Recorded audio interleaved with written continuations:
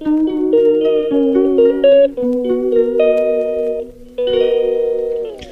বন্ধুরা, কেমন আছো সবাই? আশা করছি ভালো আছো। অঙ্কিতা ব্লগে তোমাদেরকে আরেকবার স্বাগত। তো আমি নিয়ে চলেছি একটা নতুন ভিডিও, বাট এটা ব্লগ নয়, জাস্ট আমি একটু বেরোচ্ছি।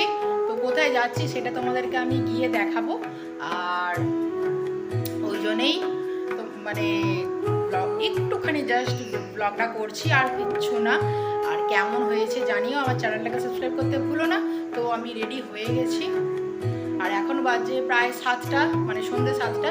তো আমি এখন বেরোচ্ছি। তো চলো রাস্তায় বেরিয়ে তারপর কথা হচ্ছে। যেখানে যাবো সেইখানে গিয়ে তোমাদেরকে দেখাবো, তাহলে বুঝতে পারবে যে কোথায় যাচ্ছি। তো চলো বন্ধুরা, বেরোনো যাক। এই হচ্ছে আমার ফাইনাল লুক। জানি খুব একটা ভালো নয়, বাট তাও রাস্তায় বেরিয়ে পড়েছি, তোমরা দেখতেই পাচ্ছ। আর ও এসেছিল, ওর গাড়ি করেই আমি চলে যাচ্ছি। আমি যাচ্ছি সাত মন্দির তলা। তোমাদেরকে একবার আমি বলেছিলাম যে সাত মন্দির তলাটা ঘুরে দেখাবো, বাট সেইভাবে আমি তোমাদেরকে দেখাতে পারি না। আর এই জায়গাটায় দেখতে পাচ্ছ এত জ্যাম লেগেছে, মানে ধারণার বাইরে। তো মানে জ্যাম কাটিয়ে চলে এসেছি আমি বাবার থানে।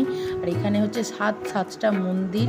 আজ হচ্ছে শ্রাবণ মাসের শেষ সোমবার, সেই জন্যে এখানে এসেছি। বাট এই চত্বরটা এখন খুব একটা ভিড় নেই, মানে যত রাত বেড়েছে বা যত সন্ধে বাড়ছে তত লোকের ভিড়।